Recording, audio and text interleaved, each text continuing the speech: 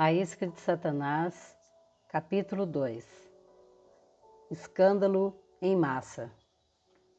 Neste tempo, muitos hão de se escandalizar, trair e odiar uns aos outros. Levantar-se-ão muitos falsos profetas e enganarão a muitos. E por se multiplicar a iniquidade, o amor se esfriará de quase todos. Aquele, porém, que perseverar até o fim, esse será salvo. Mateus, capítulo 24, 10 ao 13. Neste capítulo de Mateus, Jesus está dizendo quais serão os sinais do fim desta era. Seus discípulos perguntaram: que sinal haverá da tua vinda? A maioria das pessoas concorda que estamos nos tempos da volta de Jesus. É inútil tentar precisar a data exata da sua volta. Somente o Pai o sabe. Mas Jesus disse que conheceríamos a época, e ela é agora. Nunca antes vimos um tamanho cumprimento profético na Igreja, em Israel e na natureza. Assim, podemos dizer com confiança que estamos no período que Jesus descreveu em Mateus 24. Observe os sinais da sua volta iminente. Muitos hão de se escandalizar. Não poucos, mas muitos. Primeiro precisamos perguntar: quem são esses que se escandalizam e acabam se ofendendo? São eles os cristãos ou apenas a sociedade, em geral? Encontramos a resposta ao prosseguirmos na leitura. E por se multiplicar a iniquidade, o amor se esfriará de quase todos. A palavra grega para amor neste versículo é ágape. Há diversas palavras em grego para amor no Novo Testamento, mas as duas mais comuns são ágape e filho. Filho define o amor que existe entre amigos. É um amor afetuoso e condicional. Filho diz: você coça minhas costas e eu coço as suas. Ou você me trata bem e eu farei o mesmo. Por outro lado, ágape é o amor que Deus derrama no coração de seus filhos. É o mesmo amor que Jesus nos dá liberalmente. Ele não se baseia no desempenho nem em retribuição. É um amor que dá, mesmo quando é rejeitado. Sem Deus, podemos amar apenas com um amor egoísta. Um amor que não pode ser dado se não for recebido e retribuído. Entretanto, o amor ágape ama independente de retribuição. Este amor ágape é o amor que Jesus derramou quando nos perdoou ao ser pendurado na cruz. Assim, os muitos a quem Jesus se refere são os cristãos cujo amor ágape se esfriou. Houve um tempo em que eu fazia tudo o que podia para demonstrar o meu amor a uma determinada pessoa. Mas parecia que toda vez que eu tinha uma atitude de amor, a pessoa me esbofeteava em troca com críticas e um tratamento áspero. Isto continuou por meses. Um dia, fiquei cansado daquilo. Reclamei com Deus. Não aguento mais. Agora o Senhor vai ter de falar comigo a respeito disto. Todas as vezes que demonstro o teu amor a essa pessoa, o que recebo em troca é pura raiva lançada em meu rosto. O Senhor começou a falar comigo. John, você precisa desenvolver a fé no amor de Deus. O que o Senhor quer dizer? Perguntei. Aquele que semeia para a sua própria carne, da carne colherá a corrupção. Ele explicou. Mas o que semeia para o Espírito, no Espírito colherá a vida eterna. E não nos cansemos de fazer o bem, porque a seu tempo ceifaremos, se não desfalecermos. Gálatas 6, 8, 9.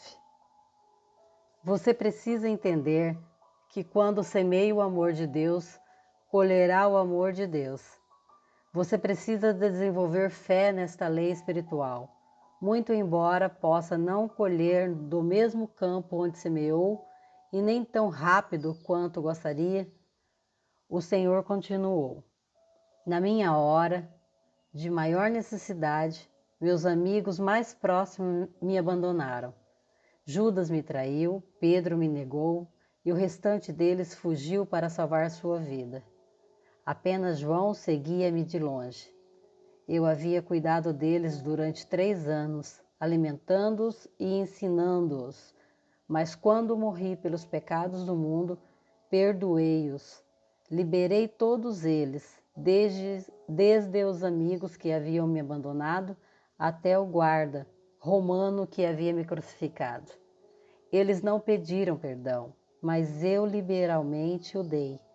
Eu tive fé no amor do Pai. Eu sabia que por ter semeado o amor, colheria o amor de muitos filhos e filhas do reino. Por causa do meu sacrifício de amor, eles me amariam. Eu disse: amai os vossos inimigos e orai por aqueles que vos perseguem, para que vos torneis filhos do vosso Pai Celeste, porque Ele faz nascer o sol sobre maus e bons, e vir chuvas sobre justos e injustos. Porque, se amardes os que vos ama, que recompensa tendes? Não fazem os publicanos também o mesmo? E se saudardes somente os vossos irmãos que fazeis demais, não fazem os gentis também o mesmo? Mateus capítulo 5, 44 ao 47. Grandes expectativas. Percebi que o amor que eu estava dando estava sendo semeado no espírito, e que finalmente eu colheria aquela semente de amor. Eu não sabia de onde, mas a colheita viria. Já não via mais como um fracasso quando a pessoa a quem eu estava dando amor não me retribuía. Isso me deixava livre para amar aquela pessoa ainda mais. Se mais cristãos reconhecessem este fato, eles não desistiriam nem se ofenderiam. Geralmente, este não é o tipo de amor no qual andamos. Andamos em um amor egoísta que se decepciona com facilidade quando nossas expectativas não são atendidas. Se tivermos expectativas a respeito de determinadas pessoas, essas pessoas podem nos decepcionar. Elas nos decepcionarão quando deixarem de atender às nossas expectativas. Mas se não tivermos expectativas com relação a alguém, qualquer coisa que nos seja dada será uma bênção e não algo que nos é devido. Nós nos predispomos a nos ofender quando exigimos certos comportamentos daqueles com quem nos relacionamos. Quanto mais esperamos, maiores são as possibilidades de nos ofendermos. Muros de proteção. O irmão ofendido resiste mais que uma fortaleza, e suas contendas são ferrolhos de um castelo. Provérbios 18, versículo 19. É mais difícil alcançar o irmão ofendido do que conquistar uma cidade fortificada. As cidades fortes tinham muros ao seu redor. Esses muros eram a certeza de proteção da cidade. Eles mantinham os habitantes indesejados e invasores do lado de fora. Todos que chegavam passavam por uma sondagem. Os que deviam impostos não eram autorizados a entrar, até que pagassem sua dívida. Os que eram considerados uma ameaça à saúde ou à segurança da cidade eram mantidos do lado de fora. Quando somos feridos, construímos muros para proteger nosso coração e evitar futuras feridas. Passamos a ser seletivos, negando a entrada a todos que tememos que possam nos ferir. Sondamos e deixamos de fora qualquer pessoa que aparentemente nos deve algo. Impedimos seu acesso até que paguem a dívida completamente. Abrimos nossas vidas somente para aqueles que acreditamos estar do nosso lado. Mas, em geral, as pessoas que estão do nosso lado também foram ofendidas. Assim, em vez de ajudar, colocamos mais pedras sobre os muros que já existem. Sem que percebamos, esses muros de proteção se tornam uma prisão. Quando isso acontece, não apenas somos cautelosos com relação a quem entra, como ficamos aterrorizados a ponto de não nos aventurarmos a sair da nossa fortaleza. Os cristãos ofendidos direcionam seu foco para dentro e se tornam introspectivos. Protegem seus direitos e seus relacionamentos pessoais com cuidado. Sua energia é consumida em garantir que não ocorram mágoas futuras. Contudo, se não corremos o risco de nos ferirmos, não podemos dar amor incondicional. O amor incondicional dá às pessoas o direito de nos ferirem. O amor não busca os seus próprios interesses. Mas as pessoas feridas se tornam mais e mais autossuficientes e centradas no interesse próprio. Nesse clima, o amor de Deus se esfria. Um exemplo natural são os dois mares da Terra Santa. O Mar da Galileia recebe e fornece água liberalmente. Ele possui abundância de vida, alimentando várias espécies diferentes de peixes e de plantas. A água do Mar da Galileia é levada através do Rio Jordão até o Mar Morto. Mas o Mar Morto só recebe água e não fornece água para lugar algum. Não existem plantas vivas ou peixes nele. As águas vivas do Mar da Galileia se tornam mortas quando se misturam com as águas acumuladas do Mar Morto. A vida não pode se sustentar se for retida.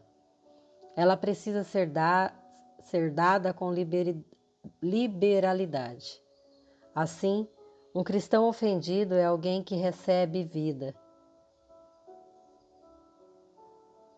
mas, por causa do medo, não consegue liberar vida. Consequentemente, até a vida que entra se torna estagnada dentro dos muros ou da prisão da ofensa. O Novo Testamento descreve esses muros como fortalezas.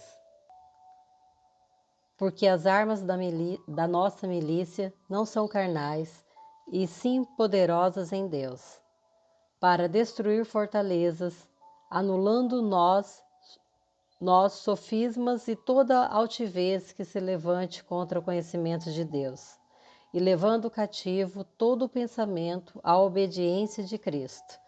2 Coríntios 10, 4, 5. Essas fortalezas criam padrões estabelecidos de raciocínio através dos quais toda informação que entra é processada. Embora elas tenham sido inicialmente levadas com o fim de proteger, passam a ser uma fonte de tormento e distorção porque guerreiam contra o conhecimento de Deus. Quando filtramos tudo através das nossas mágoas, rejeições e experiências passadas, achamos impossível crer em Deus. Não conseguimos crer que Ele está falando sério quando diz o que diz. Duvidamos da sua bondade e fidelidade porque o julgamos segundo os padrões estabelecidos pelo homem em nossas vidas. Mas Deus não é um homem. Ele não pode mentir. Número 23, versículo 19. Os seus caminhos não são como os nossos caminhos, e os seus pensamentos não são os nossos pensamentos. Isaías 55, versículo 8, 9. As pessoas ofendidas são capazes de encontrar passagens nas Escrituras para sustentar sua posição. Mas esta não é a forma correta de compartilhar a palavra de Deus.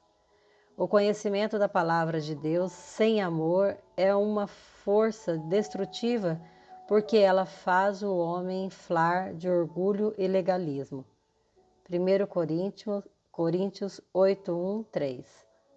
Isto faz com que nos justifiquemos em vez de nos arrependermos por nossa falta de perdão, criando uma atmosfera na qual podemos ser enganados, porque o conhecimento sem o amor de Deus leva ao engano. Jesus nos adverte contra os falsos profetas imediatamente após a sua declaração de que muitos se escandalizaram. Levantar-se-ão muitos falsos profetas e enganarão a muitos. Mateus 24:11. Quem são os muitos a quem eles enganarão? A resposta é os que se escandalizaram e cujo amor se esfriou. Mateus 24:12. Falsos profetas. Jesus chama os falsos profetas de lobos disfarçados em ovelhas. Mateus 7,15. Eles são homens que buscam seus próprios interesses, que têm aparência de cristãos, roupas de ovelha, mas que possuem a natureza interior de lobos. Os lobos gostam de ficar em volta das ovelhas. Eles podem ser encontrados tanto na congregação quanto no púlpito. Foram enviados pelo inimigo para se infiltrar e enganar. Devem ser identificados pelos seus frutos e não por seus ensinos ou profecias. Em geral, o ensino pode parecer sadio, mas os frutos de suas vidas e ministérios não são. O ministro ou cristão é o que ele vive e não o que ele prega. Os lobos sempre vão atrás das ovelhas feridas e jovens, e não das saudáveis e fortes. Esses lobos dirão às pessoas o que elas querem ouvir, e não o que elas precisam ouvir. Essas pessoas não querem uma doutrina sadia, elas querem alguém para fazer cócegas em seus ouvidos. Vamos dar uma olhada no que Paulo diz sobre os últimos dias. Sabe, porém, isto: nos últimos dias sobrevirão tempos difíceis, pois os homens serão implacáveis, tendo forma de piedade, negando-lhe, entretanto, o poder. Foge também destes, pois haverá tempo em que não suportarão a sã doutrina. Pelo contrário, cercar-se-ão de mestres segundo as suas próprias cobiças, como que sentindo coceira nos seus ouvidos, e se recusarão a dar ouvidos à verdade. Segundo Timóteo, capítulo 3, versículo 1, 5, capítulo 4, versículo 3 ao 4. Observe que eles terão forma de piedade ou de cristianismo, mas negarão o seu poder. Como eles negarão o seu poder? Negando que o cristianismo possa transformá-los de pessoas implacáveis em pessoas perdoadoras. Eles se gabarão de serem seguidores de Jesus e proclamarão a sua experiência de novo nascimento, mas não permitirão que aquilo de que se gabam penetre em seu coração e extraia o caráter de Cristo. Geração de informação. Paulo pode ver profeticamente que esses homens e mulheres enganados teriam zelo pelo conhecimento, mas permaneceriam imutáveis, já que nunca o aplicariam. Ele os descreveu como pessoas que aprendem sempre e jamais podem chegar ao conhecimento da verdade. Segundo Timóteo, capítulo 3, 7. Se Paulo estivesse vivo hoje, lamentaria ao ver o que previu acontecendo em nossos dias. Ele veria uma multidão de homens e mulheres frequentando retiros, seminários e cultos de igreja, acumulando um conhecimento das Escrituras. Os observaria correndo atrás de uma nova revelação, a fim de viverem vidas mais egoístas e com mais sucesso. Ele veria ministros levando uns aos outros a justiça por causas justas. Ele veria publicações e transmissões de rádio cristãos atacando homens e mulheres de Deus pelo nome. Ele veria os pentecostais correndo de igreja em igreja para fugirem da ofensa. Todos eles professando o senhorio de Jesus e ao mesmo tempo sendo incapazes de perdoar. Paulo clamaria: arrependei-vos e libertai-vos do vosso engano, ó geração de hipócritas, que buscais os vossos próprios interesses. Não importa o quanto você está atualizado sobre as novas revelações dos muitos seminários e congressos que frequentou, nem quantos livros você leu, e nem mesmo por quantas horas você ora e estuda.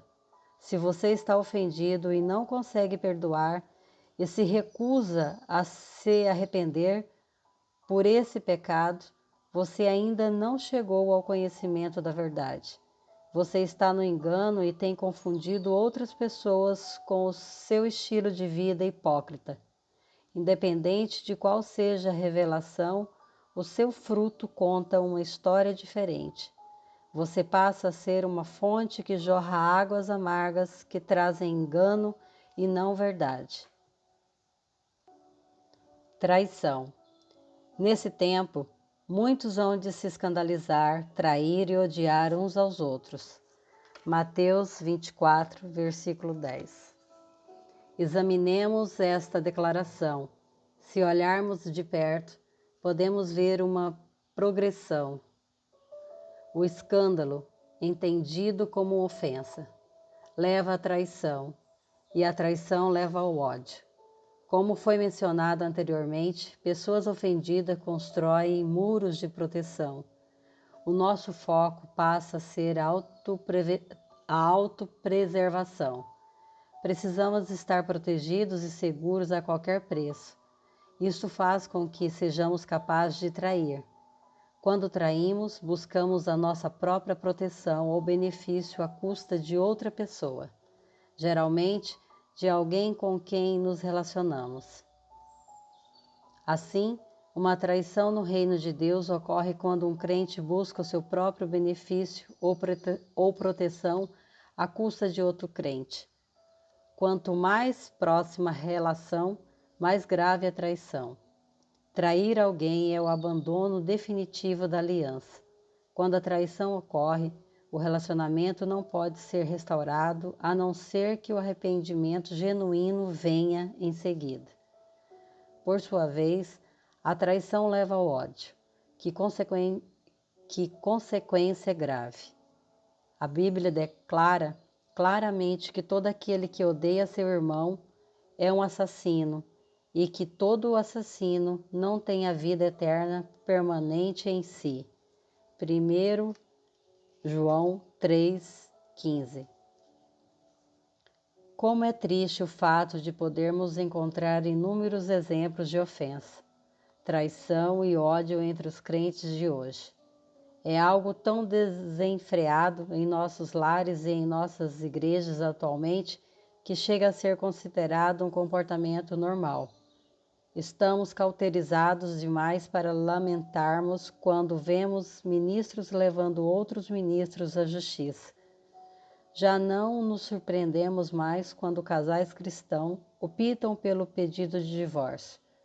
Divisões na igreja são comuns e previsíveis. O envolvimento de pastores com a política é algo comum, geralmente disfarçado como uma ação voltada para os interesses do reino ou da igreja. Os cristãos estão protegendo seus direitos, garantindo que não serão maltratados por outros cristãos e que eles não tirarão vantagem deles. Será que nos esquecemos da exortação da nova aliança? Por que não sofreis antes a injustiça? Por que não sofreis antes o dano? 1 Coríntios, capítulo 6, 7. Será que nos esquecemos das palavras de Jesus? Eu, porém, vos digo, amai os vossos inimigos e orai pelos que vos perseguem. Mateus 5, 44. Será que nos esquecemos da ordem de Deus? Nada façais por rivalidade nem por vaidade. Pelo contrário, cada um considere com toda humildade as demais pessoas superiores a si mesmo. Filipenses, capítulo 2, 3. Porque não vivemos segundo estas leis do amor. Porque somos tão rápidos em trair em vez de entregarmos nossas vidas uns pelos outros, mesmo correndo o risco de sermos enganados. O motivo é este: o nosso amor se esfriou, e o resultado é que ainda estamos procurando nos proteger. Não podemos entregar o nosso cuidado a Deus com confiança quando estamos tentando cuidar de nós mesmos. Quando Jesus foi injustiçado, ele não cometeu injustiça em troca, mas entregou sua alma a Deus, que julga retamente. Somos alertados a seguir os seus passos, porquanto, para isto, mesmo foste chamados, pois que também Cristo sofreu em vosso lugar, deixando-vos exemplo para seguirdes os seus passos, o qual não cometeu pecado, nem dolo algum se achou em sua boca, pois ele, quando ultrajado, não revidava com ultraje, quando maltratado, não fazia ameaças, mas entregava-se àquele que julga retamente. 1 Pedro, capítulo 2, 21, 23. O capacitador. Precisamos chegar ao ponto de confiarmos em Deus e não na carne. Muitos adoram a Deus com os seus lábios, afirmando que Ele é a sua fonte, mas vivem como órfãos, dirigem suas próprias vidas e ao mesmo tempo confessam com sua boca: Ele é o meu Senhor e o meu Deus. Creio que você pode perceber o quanto é grave o pecado da ofensa. Se ele não for tratado, a ofensa acabará levando à morte. Mas quando você resiste à tentação de se sentir ofendido, Deus opera uma grande vitória.